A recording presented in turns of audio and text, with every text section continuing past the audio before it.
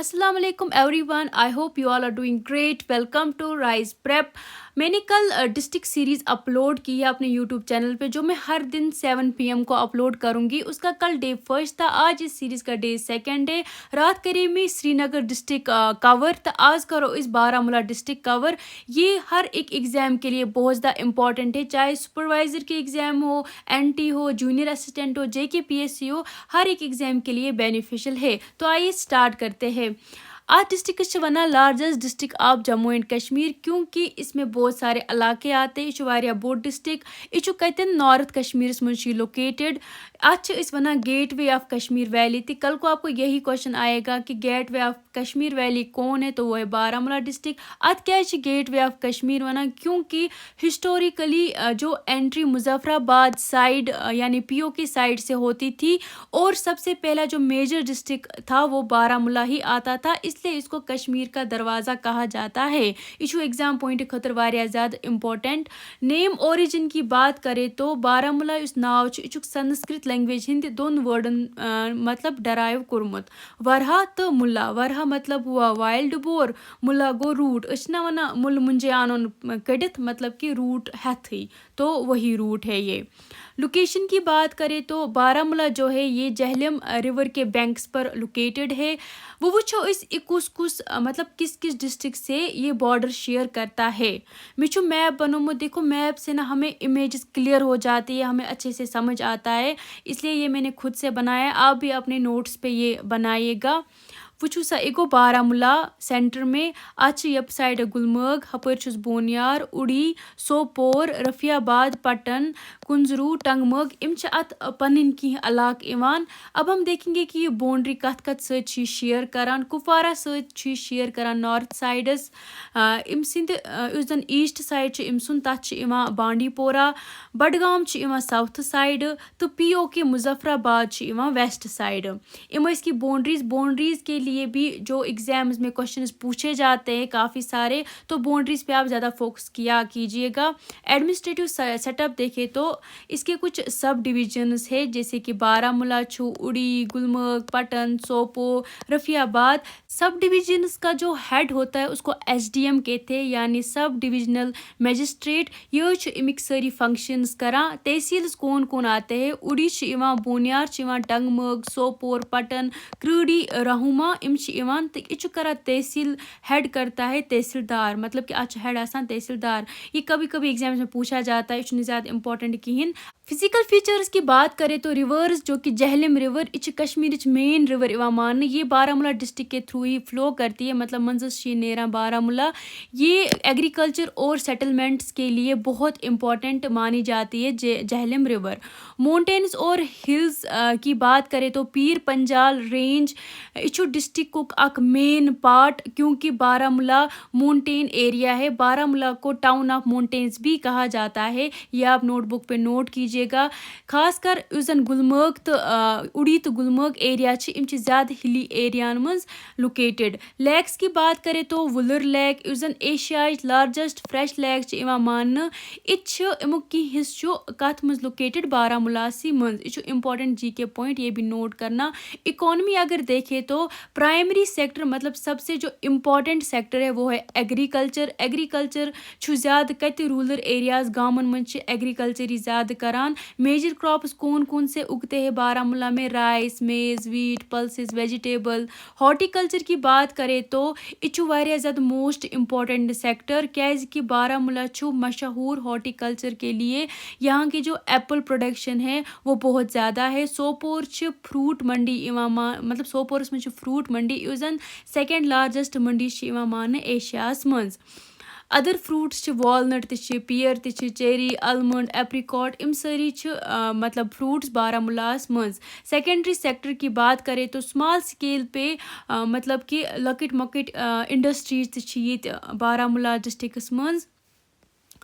और handicrafts carpet weaving shawl weaving मतलब कि शॉल ते वना फर्द कम एटसेट्रा इम ते लक्चे लक्चे मतलब इतने ज़्यादा बोर्ड कहें बट नॉर्मली है। Fruit processing and packing units भी बारामूला में है। Limited large scale industry development भी बारामूला में ही है। उड़ी का हाइडल पावर प्रोजेक्ट यस जन वारिया ज़्यादा इम्पॉर्टेंट कंट्रीब्यूट करा इलेक्ट्रिसिटी प्रोड्यूस मतलब कि इलेक्ट्रिसिटी प्रोड्यूस करा इम उड़ी मज लोकेटेड यह पूरे रीजनस क्या दिवान पावर दिवान तो यह एग्जाम पॉइंट खतर ते वारिया ज़्यादा इम्पॉर्टेंट हाइडल पावर प्रोजेक्ट कत सह उड़ी मज। अब हम बात करेंगे टर्शरी सेक्टर यस जन ग्रोइंग सेक्टर सह टूरिज्म मतलब टूरिज्म भी इकॉनमी के लिए बहुत ज़्यादा इंपॉर्टेंट है बारामूला की। सारे खुद गोडनेथ युति बारामूला नाव दिमाग ऑलरेडी गुलमर्ग गुलमर्ग अत वन मेड्यू ऑफ फ्लावर्स गो यस जन बोड़ मैदान सब्ज सब्ज ये अंद पे कुल तथ वन मिडो ऑफ फ्लावर्स मतलब कि अत पोश हर मतलब सरसी मैदानस मज यस गुलमर्ग यह best one of the best skiing destination मतलब कि विंटर्स में यहाँ पे स्की के लिए ये जाना जाता है। Second Wular lake important wet lake and Ramsar site मतलब कि यह वेटलैंड इंटरनेशनली इम्पोर्टेंस थवान क्या माइग्रेटेड एनिमल्स जो विंटर्स में दूसरी डिस्ट्रिक्ट्स में माइग्रेट होते हैं दूसरे स्टेट्स में माइग्रेट होते हैं वैसे ही ये कुन कह माइग्रेटेड एनिमल्स भी फिशरीज तो बायोडाइवर्सिटीज खतर ते ज़्यादा इम्पोर्टेंट अत बेसन बनान तो यह फ्लड खतर कंट्रोल करा कश्मीर डिवीजनस मज नत जहलिम ते रलान सत अमुक फ्लो ज़्यादा मगर अत बेसन मतलब कि सह आब जमा करा सह दिवान फ्लड इन कश्मीर डिवीजनस मज कहें। उड़ी जन वो यह टूरिस्ट स्पॉट यह LOC निश नज़दीक मतलब कि बिग साइड पाकिस्तान यह ज़्यादा क्लोज पाकिस्तान की अति हाइडल पावर प्रोजेक्ट्स भी नेचुरल ब्यूटी खतर ते ज़्यादा मशहूर अत मूवी ते बनियाम उड़ी सह तवे ज़्यादा फेमस गोमुत। रिलीजियस इम्पोर्टेंस ते बारामूला डिस्ट्रिक्स मज बाबा ऋषि श्राइन यस जन डेडिकेट गोमुत पयामुद्दीन ऋषियस यह सूफी सेंट यह बाबा ऋषि यस जन नियर गुलमर्ग गोड इंसान बाबा ऋषि गसा पत गुलमर्ग गसा बी ब्याक अगर वो रिलीजियस इम्पोर्टेंस क्या ये श्राइन ऑफ सैयद जांबाज वली यस जन खानपोरास मज यह बारामूलास मज लोकेटेड अत हर वरी मल ते सेलिब्रेट करना। पत अगर वो गुरुद्वारा छती पातशाही यह 6th सिख गुरु हरगोबिंद साहिब इमो करे कश्मीर मज विजिट तो पत बनो कि गुरुद्वारा यह कर 1947 यह जन ट्राइबल इन्वेजन गो कश्मीर मज यह कोरुक डैमेज मगर पत कोरुक यह बी रिस्टोर तो बनोक बी यह जामा मस्जिद बारामूला ते ज़्यादा फेमस यह सेंटरस मज यह खास एग्जाम्पल ट्रेडिशनली तो बी अतुक आर्किटेक्चर बनावट अमिच सह ज़्यादा फेमस।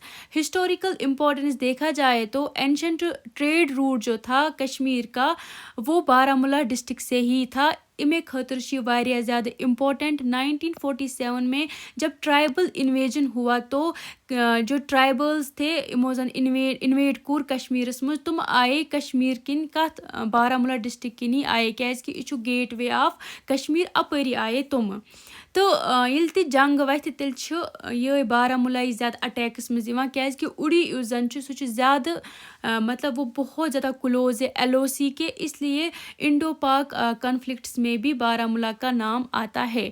ट्रांसपोर्ट की बात करें तो ये कनेक्ट करता है श्रीनगर और बारामूला रोड मतलब कि शहर तो बारामूला इस रोड सह कनेक्ट यहाँ पर रेलवे लाइन भी है यानी कि बारामूलास मज रेलवे स्टेशन आखते इम्पॉर्टेंट फैक्ट्स वो इस एग्जाम खतर इतने में पूर अत करो इस क्विक रिवीजन अगर आपको एग्जाम में पूछा जाएगा गेट वे ऑफ कश्मीर कौन है तो वो बारामूला ही है। वुलर लेक भी यहाँ पे लोकेटेड है। गुलमर्ग फेमस स्की रिजॉर्ट माना जाता है। झेलम रिवर भी यहीं से फ्लो करती है। बॉर्डर डिस्ट्रिक्ट यानी उड़ी सेक्टर यह ज़्यादा इम्पोर्टेंट ये भी बारामूला में ही पड़ता है। इम्पोर्टेंट इन 1947 इन्वेजन हिस्ट्री के लिए भी ये इम्पोर्टेंट है क्योंकि ट्राइबल तुम आए यपरी आई होप आपको ये लेक्चर पसंद आया होगा। Don't forget to subscribe rise prep और प्लीज़ शेयर कीजिए, कमेंट कीजिए, मुझे फीडबैक दीजिए। और मैं कोशिश करती हूँ कि लेक्चर्स को सिंपल लैंग्वेज में डिस्क्राइब करूँ, एक्सप्लेन करूँ, ताकि तुम ते यो समझ मदर टंग इमसे ज़्यादा समझ इवान। और अगर आपको इस लेक्चर का PDF चाहिए तो मैं कमेंट में पिन कर दूंगी अपना कमेंट, तथ मज था लिंक टेलीग्रामुक, तत करू तुम जॉइन टेलीग्रामस, तुम मिलो तन PDF। और प्लीज़ प्लीज़ प्लीज़ मुझे प्यार दीजिए ताकि मैं मोटिवेट हो सकूं और हर दिन कंसिस्टेंसी के साथ 7 PM डिस्ट्रिक्ट सीरीज़ कंप्लीट करूं। Thank you so much. अल्लाह हाफिज़।